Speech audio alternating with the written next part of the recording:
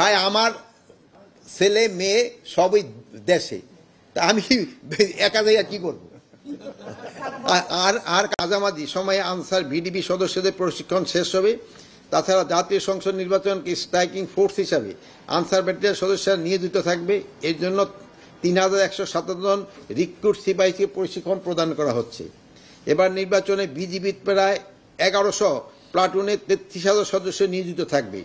ইতিমধ্যে 60% নির্বাচনী প্রশিক্ষণ সম্পন্ন হয়েছে। এবছর প্রায় 31,000 প্রশিক্ষণ সম্পন্ন হবে বলে আশা করছি। এছাড়াও আবার নির্বাচনে প্রায় 80,000-এরও অধিক সশস্ত্র বাহিনীর সদস্য মোতায়েন করা হবে। আসন্ন ত্রয়োদশ জাতীয় সংসদ নির্বাচনে সীমানা পুনর্নির্ধারণকে কেন্দ্র করে আইন শৃঙ্খলার পরিস্থিতি যেন অবনতি না ঘটে সেই বিষয়ে প্রয়োজনীয় ব্যবস্থা গ্রহণ করা হবে। তাছাড়া আরও কিছু গুরুত্বপূর্ণ বিষয় আলোচনা হয়েছে। এর মধ্যে ছিল ফ্যাসিস্ট আওয়ামী লীগের ঝটিকা মিছিল, যেটা আগের তুলনায় অনেক কমে এসেছে। পার্বত্য চট্টগ্রামের পরিস্থিতি এখনও শান্ত ও ভালো রয়েছে, বাট সেখানকার আইন শৃঙ্খলার পরিস্থিতি নিয়ন্ত্রণে রয়েছে। ফ্যাসিস্টদের লোকজনকে শারদীয় দুর্গাপুজো অনুষ্ঠান যাতে শান্তিপূর্ণ অনুষ্ঠিত না পারে সেই জন্য বিভিন্ন ষড়যন্ত্রের চেষ্টা করেছিল, কিন্তু ফ্যাসিস্টদের কিছু বুদ্ধিজীবীও এতে ইন্ধন জুগিয়েছিল।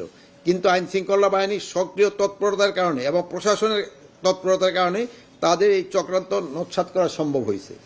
সকলের সহযোগিতায় শারদীয় দুর্গাপুজো উৎসব নিরাপদ, শান্তিপূর্ণ, উৎসবমুখর পরিবেশে অনুষ্ঠিত হয়েছে।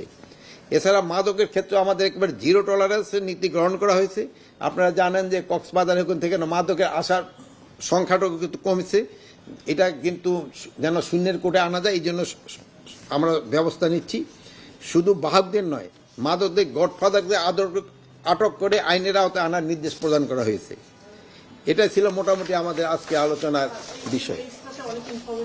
না, নির্বাচনের সময় অস্থিতিশীল যেন করতে না পারে এই ব্যবস্থা করা হচ্ছে।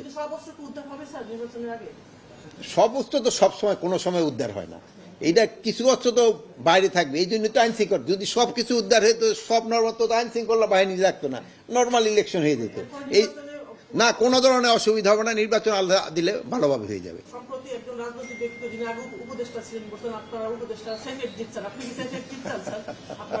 কে কি চায় তার এটা তার ব্যক্তিগত প্রশ্ন। আপনিও তো অনেক প্রশ্ন করতে পারেন। এখন এই বোন দেখবেন আরেকটা প্রশ্ন করবো, এই বোন আরেকটা, ভাই আরেকটা প্রশ্ন করবো। এটা কার কি কোথায়?